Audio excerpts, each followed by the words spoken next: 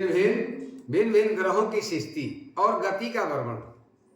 भिन्न भिन्न ग्रहों की सृष्टि और गति का वर्णन। राजा परीक्षित ने पूछा, भगवान आपने जो कहा कि यद्यपि भगवान सूर्य राशियों की ओर जाते समय मेरु और धूर को दाईं ओर रखकर चलते मालूम होते हैं, किंतु वस्तुतः उनकी गति दक्षिणायन नहीं होती, इस विषय में हम किस प्रकार समझे? भगवान श्री सुखदेव जी कहते हैं, राजन, जैसे कुम्हार के घूमते हुए चाक पर बैठकर उसके साथ घूमती हुई चोटी आदि का अपनी गति उससे भिन्न ही है, कहे कि वह भिन्न भिन्न समय में उस चक्र के भिन्न भिन्न स्थानों में देखी जाती है।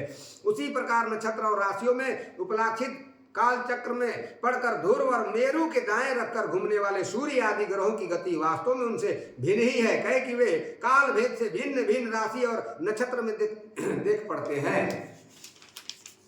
वेद और विधान लोग भी जिनकी गति को जानने के लिए उत्सुक रहते हैं, वे साक्षात आदि पुरुष भगवान नारायण ही लोक के कल्याण और कर्मों की शुद्धि के लिए अपने वेद में विग्रह काल को 12 मासों में विरक्त कर बसंत आदि 6 षटकों में उनके यथायोग गुणों का विधान करते हैं। इस लोक में वर्णाश्रम धर्म अनुसारण करने वाले पुरुष वेद त्रयी द्वारा प्रतिपादित छोटे बड़े कर्मों से इंद्रिया देवताओं के रूप में और योग के साधना से अंतर्यामी रूप से उनकी श्रद्धा पूर्वक आराधना करके सुगमता से ही परम पद प्राप्त कर सकते हैं।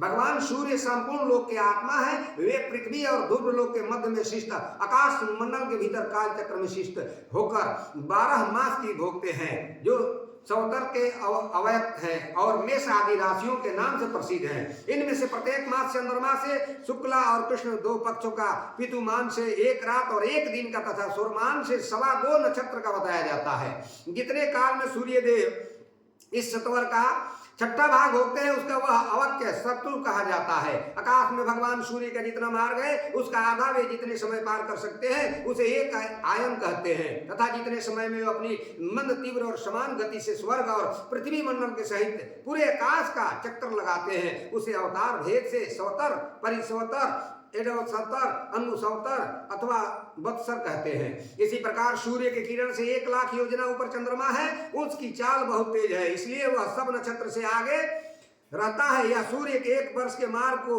1 मास में, 1 मास के मार्ग को 2.25 महीने और 1 पक्ष के मार्ग को 1 ही दिन में कर लेता है। यह कृष्ण पक्ष में क्षीण होती हुई कलाओं से पितुगण के और शुक्ला पक्ष में बढ़ती हुई कलाओं से देवताओं के दिन रात का विभाग करता है, तथा 30-30 मुहूर्त में 1-1 नक्षत्र पार करता है। अन्नमय और अमृतमय होने के कारण यही समस्त जीवों का प्राण और जीवन है।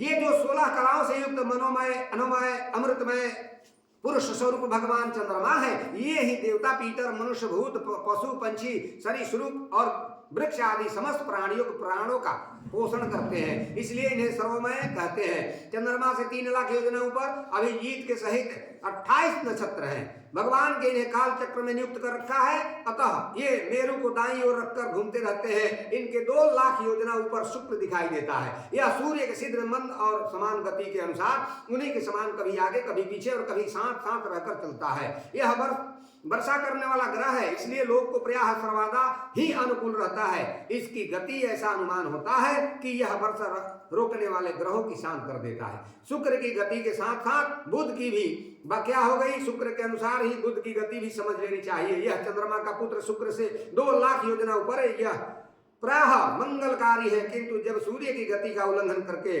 चलता है तब बहुत अधिक आदि बादल और सुख के भय की सूचना देता है। इससे 2 लाख योजना ऊपर मंगल है, वह यदि वक्र गति से न चले तो एक राशि के तीन पक्ष में भोगता हुआ 12 राशियों को पार करता है। यह अशुभ ग्रह है और प्रायः अमंगल सूचक है। इसके ऊपर 2 लाख योजना की दूरी पर भगवान बृहस्पति जी है। ये यदि वक्र गति से न चले तो एक राशि को 1-1 वर्ष में भोगते हैं। यह प्रायः ब्राह्मण कुल के लिए अनुकूल है।